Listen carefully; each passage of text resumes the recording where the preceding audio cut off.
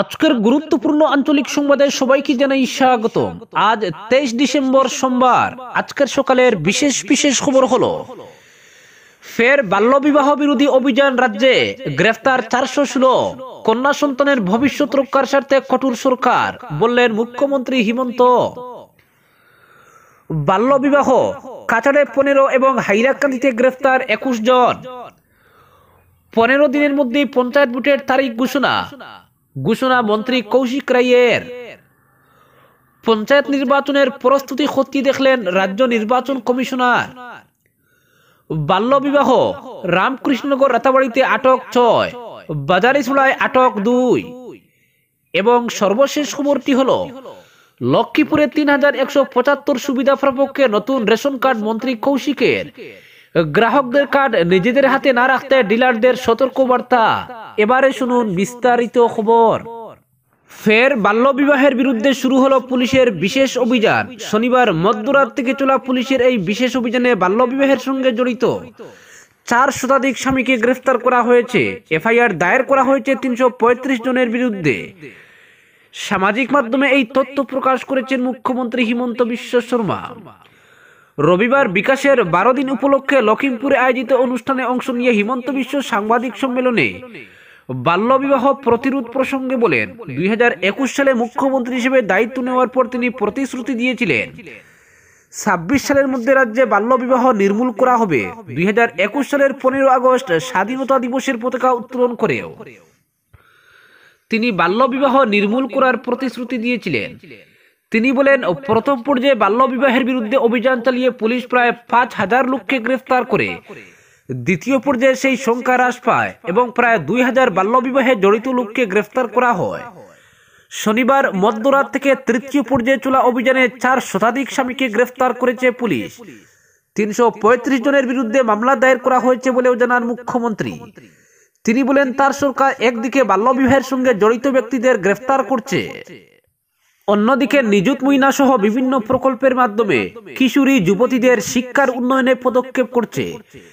তিনি বলেন, কন্যা সন্তানের ভবিষ্যৎ রক্ষার স্বার্থে সরকারের এই কঠোর পদক্ষেপ অব্যাহত থাকবে।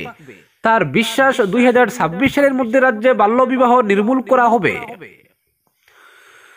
এদিকে বাল্যবিবাহের বিরুদ্ধে পুলিশের বিশেষ অভিযান সম্পর্কে সিআইডির এডিজি মুন্না প্রসাদ গুপ্তা এক সাংবাদিক সম্মেলন ডেকে বলেন, মুখ্যমন্ত্রীর নির্দেশে পুলিশ বাল্যবিবাহের বিরুদ্ধে বিশেষ অভিযান চালায়। শনিবার রাত থেকে পুলিশের এই বিশেষ অভিযানে বাল্যবিবাহের সঙ্গে জড়িত 431 জনকে গ্রেফতার করা হয়েছে। 345 জনের বিরুদ্ধে মামলা দায়ের করা হয়েছে। তিনি জানান, 2023 সালের ফেব্রুয়ারি মাসে প্রথম পর্যায়ে বাল্যবিবাহের বিরুদ্ধে পুলিশের বিশেষ অভিযানে 4300 জনকে গ্রেফতার করা হয়েছিল এবং 3405টি মামলা দায়ের করা হয়েছিল। তারপর 2023 সালের অক্টোবরে দ্বিতীয় পর্যায়ে অভিযান চালিয়ে 913 জনকে গ্রেফতার করে 682টি মামলা রুজু করা হয়। তিনি বলেন, পূর্বের বাল্যবিবাহের বিরুদ্ধে মামলার 95% চার্জশিট দাখিল করা হয়েছে। তার দাবি, বাল্যবিবাহের বিরুদ্ধে অভিযানের সুফল হিসেবে রাজ্যে প্রসূতি ও শিশু মৃত্যুর হার অনেক হ্রাস পেয়েছে। সিআইডির এডিজিপি গুপ্তা বলেন, বাল্যবিবাহের বিরুদ্ধে অভিযানের পূর্বে পুলিশ 6 মাস গ্রাউন্ড ওয়ার্ক করে এই তথ্য সংগ্রহ করে। এদিকে শনিবার মধ্যরাত থেকে নাবালিকা বিবাহে জড়িত স্বামীদের গ্রেফতারে মিশ্র প্রতিক্রিয়া দেখা দিয়েছে। একাংশ লোক সরকারের এই বিশেষ পদক্ষেপকে স্বাগত জানালে অনেকে আবার বলছেন, সরকার বিরোধী পরিবেশ থেকে জনগণের দৃষ্টি ফেরাতে ফের বাল্যবিবাহ প্রতিরোধকে ইস্যু করা হয়েছে। অপরদিকে বাল্যবিবাহ কাছাড়ে 15, হাইলাকান্দিতে গ্রেফতার 21। রাজ্যের অন্যান্য প্রান্তের সঙ্গে তাল মিলিয়ে বাল্যবিবাহের বিরুদ্ধে গতরাতে কাছাড় ও হাইলাকান্দি পুলিশ জেলার বিভিন্ন প্রান্তে একযোগে অভিযান চালায়। এই অভিযানে হাইলাকান্দিতে বাল্যবিবাহের সঙ্গে জড়িত থাকার অভিযোগে 21 জনকে গ্রেফতার করা হয়েছে। তাদের মধ্যে কাটলজোড়া থানা এলাকা থেকে 4 জন, আলগাপুর থানা এলাকা থেকে 5 জন, 5 গ্রাম থেকে 1 জন, হাইলাকান্দি সদর থানা এলাকা থেকে 6 জন, লালা থেকে 2 জন, বিলাইপুর থেকে 2 জন এবং রামনাথপুর থানা এলাকা থেকে 1 জনকে গ্রেফতার করা হয়েছে। অন্যদিকে কাছাড়ের পুলিশ সুপার নুমল মাহাত্তা জানিয়েছেন, জেলায় 13টি মামলা নথিভুক্ত হয়েছে, গ্রেফতার করা হয়েছে 15 জনকে।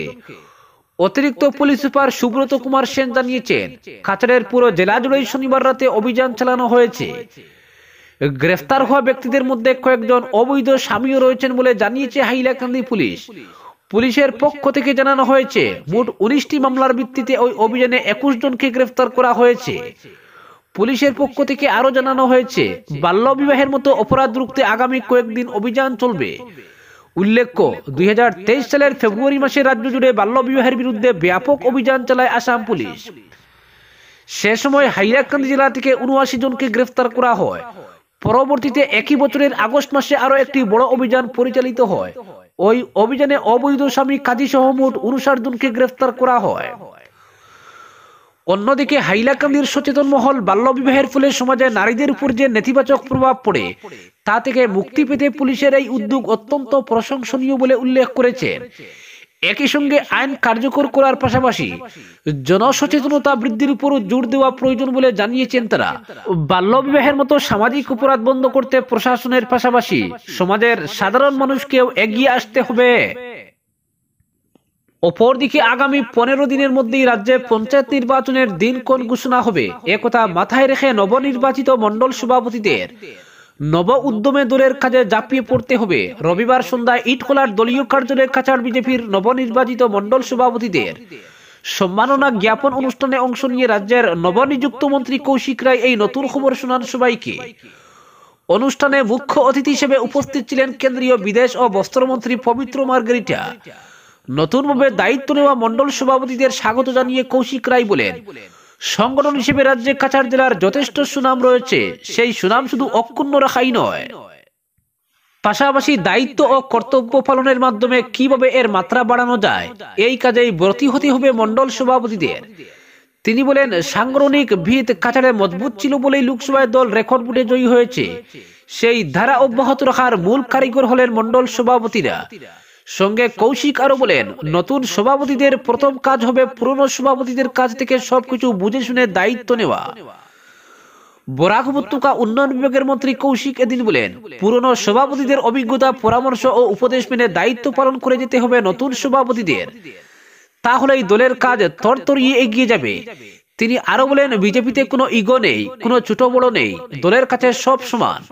মনে রাখতে হবে, কাউকে বাড়িতে গিয়ে অনুরোধ করে ডেকে এনে মণ্ডল সভাপতির দায়িত্ব দেওয়া হয়নি, সবাই নিজের ইচ্ছায় এসেছেন। দলের প্রক্রিয়ায় এমন, যেখানে ব্যক্তি নয় সংগঠন প্রথমে, সেই শর্ত মেনে কাজ করলে বিজেপির জয়যাত্রা কেউ রুখতে পারবে না।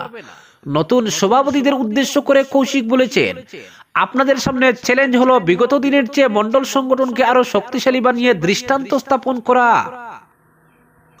অপরদিকে পঞ্চায়েত নির্বাচনের প্রস্তুতি খতিয়ে দেখলেন রাজ্য নির্বাচন কমিশনার। কাছাড় ও হাইলাকান্দি জেলায় আসন্ন পঞ্চায়েত নির্বাচনের প্রস্তুতি খতিয়ে দেখতে পর্যালোচনা বৈঠকে অংশ নিলেন রাজ্য নির্বাচন কমিশনার অলোক কুমার। শিলচর জেলা শাসকের সভাকক্ষে অনুষ্ঠিত এই উচ্চ পর্যায়ের বৈঠকে কমিশনারের সঙ্গে উপস্থিত ছিলেন রাজ্য নির্বাচন কমিশনের সচিব গীতার্থ বড়ুয়া ও ঊর্ধ্বতন আধিকারিকরা। সভায় কাছাড়ের জেলা শাসক মৃদুল যাদব, হাইলাকান্দির জেলা শাসক নিসর্গ হিবারে, কাছাড়ের পুলিশ সুপার, হাইলাকান্দির পুলিশ সুপার সহ প্রশাসনিক ও পুলিশ বিভাগের গুরুত্বপূর্ণ আধিকারিকরা উপস্থিত ছিলেন। বৈঠকে দুই জেলার প্রশাসনিক প্রস্তুতি নিয়ে বিশদে আলোচনা হয় এবং আইন শৃঙ্খলা পরিস্থিতি সম্পর্কে পুলিশের তরফে প্রয়োজনীয় তথ্য তুলে ধরা হয়। নির্বাচন কমিশনার অলোক কুমার সভায় গণতন্ত্রের বিশ্বাসযোগ্যতা নিশ্চিত করতে অবাধ, সুষ্ঠু এবং শান্তিপূর্ণ নির্বাচনের অপরিহার্যতার উপর জোর দেন। তিনি নির্বাচন প্রক্রিয়ায় স্বচ্ছতা ও নিরপেক্ষতাকে মূল ভিত্তি হিসেবে তুলে ধরে সকল স্তরের ভোটারদের সক্রিয় অংশগ্রহণ নিশ্চিত করার আহ্বান জানান। তিনি বলেন, স্বচ্ছতা ও নিরপেক্ষতাই গণতন্ত্রের প্রাণ। আমাদের সম্মিলিত প্রচেষ্টা এই নির্বাচনে সকল ভোটারের অংশগ্রহণ নিশ্চিত করবে। সকলকে তাদের দায়িত্ব নিষ্ঠার সঙ্গে পালন করতে হবে। কমিশনার অলোক কুমার নির্বাচনের সুষ্ঠু পরিচালনার জন্য যেসব নির্দেশ দেন তার মধ্যে রয়েছে স্পর্শকাতর এলাকায় অতিরিক্ত নিরাপত্তা বাহিনী মোতায়েন, ভোট কর্মীদের জন্য বিস্তৃত প্রশিক্ষণ, ভোটারদের মধ্যে সচেতনতা বৃদ্ধির জন্য ব্যাপক প্রচার এবং নির্বাচন চলাকালীন যে কোনো চ্যালেঞ্জ মোকাবিলার জন্য কার্যকর কৌশল গ্রহণ। তিনি আশ্বাস দেন যে রাজ্য নির্বাচন কমিশন সর্বতোভাবে সহযোগিতা করবে এবং এই নির্বাচনকে গণতন্ত্রের মর্যাদা বৃদ্ধির একটি মাইল ফলক হিসেবে পরিণত করবে। কাছাড় ও হাইলাকান্দির জেলা শাসকরা তাদের প্রস্তুতির কথা পুনর্ব্যক্ত করে জানান, তারা নির্বাচন কমিশনের নির্দেশনা বাস্তবায়নে সর্বাত্মকভাবে প্রস্তুত এবং নির্বাচনী প্রক্রিয়া সুষ্ঠুভাবে পরিচালনার জন্য প্রতিশ্রুতিবদ্ধ। বৈঠক শেষে গণতান্ত্রিক মূল্যবোধ রক্ষা এবং অবাধ ও শান্তিপূর্ণ নির্বাচন নিশ্চিত করার জন্য একমত হন সবাই। এই উদ্যোগ তৃণমূল স্তরের শাসন ব্যবস্থাকে আরো সুদৃঢ় করতে স্বচ্ছ ও সুষ্ঠু নির্বাচন ব্যবস্থার প্রতি এক গুরুত্বপূর্ণ পদক্ষেপ হিসেবে বিবেচিত হবে। অপরদিকে বাল্যবিবাহ, রামকৃষ্ণনগর রাতাবাড়িতে আটক 6। রাজ্যে ফের শুরু হয়েছে বাল্যবিবাহের বিরুদ্ধে পুলিশের অভিযান। শনিবার রাত থেকে রাজ্যের প্রতিটি জেলায় বাল্যবিবাহে জড়িতদের ধরপাকড় শুরু করেছে পুলিশ প্রশাসন। শ্রীভূমি জেলার রামকৃষ্ণনগর ও রাতাবাড়িতেও চলে এই অভিযান। এই দুই থানা এলাকা থেকে আটক করা হয়েছে 6 জন অবৈধ স্বামীকে। রাতাবাড়ি এবং রামকৃষ্ণনগর পুলিশ শনিবার রাতে এলাকার বহু স্থানে অভিযান চালিয়ে এই 6 জনকে আটক করে তুলে নিয়ে আসে। 6 জনের মধ্যে 3 জন রাতাবাড়ি থানা এলাকার, বাকি 3 জন রামকৃষ্ণনগর থানা এলাকার। রামকৃষ্ণনগর এলাকার আটক স্বামীরা হচ্ছেন গামারিয়া গ্রামের আব্দুল জামিল ও হায়দর হোসেন, সিঙ্গুয়া ফুলতলি গ্রামের সালে আহমেদ। এছাড়া রাতাবাড়ি থানা এলাকা থেকে ফৈজুর রহমান, শাহিদ আহমেদ এবং নূর আহমেদকে আটক করা হয়েছে। রবিবার পক্সো 1 সহ বিভিন্ন আইনের দ্বারা এদের সবাইকে গ্রেফতার করে শ্রীভূমি আদালতে পেশ করেছে পুলিশ। বর্তমানে এই দুই থানার পুলিশের বাল্যবিবাহের বিরুদ্ধে অভিযান অব্যাহত রয়েছে বলেও জানা গেছে। অপরদিকে বাজারিছড়ায় আটক 2। বাল্যবিবাহের অভিযোগে শ্রীভূমি জেলার বাজারিছড়া থানার পুলিশ 2 জনকে আটক করেছে।